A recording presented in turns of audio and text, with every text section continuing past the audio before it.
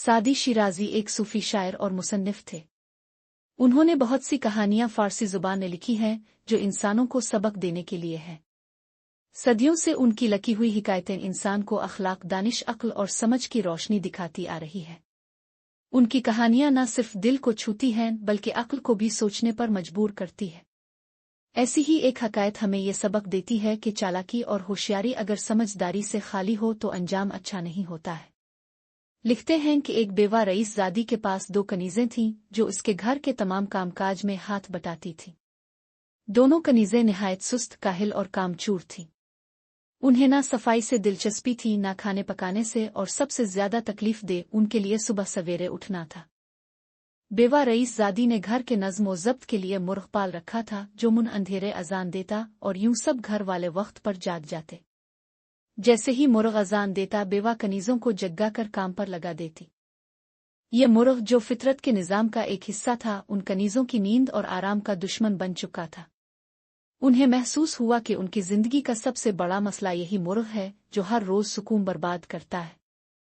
चुनांचे एक दिन जब बेवा किसी काम से बाहर गई, दोनों कनीज़ों ने साजिश की, मुर्ग़ को पकड़ा और इसे बेदर्दी से मारकर एक कोने में दफना दिया। दिल ही दिल में खुश हुई कि अब सुबह अज़ान नहीं होगी और वो दिन चढ़े तक मज़े से सो सकेंगी। लेकिन कुदरत का निज़ाम इंसानी चालाकियों से बालातर होता है। मुर्ग़ के मरने के बाद बेवा रईस ज़ादी को वक्त का अंदाज़ा ना रहा। वो खुद उलझन का शिकार हो गई और बसा औकात आधी रात को ही कनीज़ों को जगा देती, काम पर लगा देती और ज्यादा सख्ती करने लगी। कनीज़ों की जिंदगी मजीद मुश्किल हो गई। जिस आराम के लिए उन्होंने हमाकत की वो अब उनके लिए अजाब बन गया। मतलब ये है कि बेजा चालाकी, वक्ती फायदे के लिए की जाने वाली होशियारी और कुदरती निज़ाम के खिलाफ जाने का अंजाम हमेशा तकलीफ दे होता है। जो लोग फौरी आराम के लालच में अक्ल का दामन छोड़ बैठते हैं उनके हाथ अक्सर नदामत के सिवा कुछ नहीं आता। बेजा चालाकी, वक्ती फायदे के लिए की जाने वाली होशियारी और कुदरती निज़ाम के खिलाफ जाने का अंजाम हमेशा तकलीफ दे होता है। जो लोग फौरी आराम के लालच में अक्ल का दामन छोड़ बैठते हैं उनके हाथ अक्सर नदामत के सिवा कुछ नहीं आता।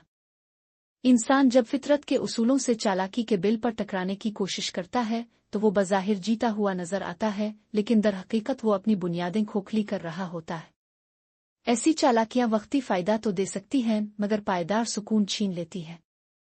सच तो ये है कि दानाई का तकाजा ये है कि इंसान हर फैसले में वक्ती जज्बात के बजाय देरपा नताइज को देखे, क्योंकि असल समझदारी वही है जो दूर अंदेशी से जड़ी हो और असल नुकसान वही है जो गफलत से जन्म ले। ऐसे अफराद जो अक्ल और शऊर को पीछे डालकर सिर्फ फौरी मुफाद की खातिर चालाकी का रास्ता अपनाते हैं वो न सिर्फ दूसरों के लिए बल्कि खुद अपने लिए भी मुश्किलात का सामान पैदा करते हैं। ऐसे लोग बिलाखिर जिंदगी के किसी मोड़ पर रुक कर जरूर सोचते हैं कि काश इस वक्त सोच समझ कर कदम उठाया होता। सादी शिराजी कहते हैं कि फितरत से जंग करने वाला इंसान आखिरकार खुद ही शिकस्त खा जाता है। अफलातून का कौल है कि वक्ती फायदे के लिए की गई दानाई अक्सर उम्र भर के नुकसान की बुनियाद बन जाती है। जो फरेब दूसरों के लिए सोचा जाता है वो सबसे पहले फरेब देने वाले को ही नुकसान पहुंचाता है।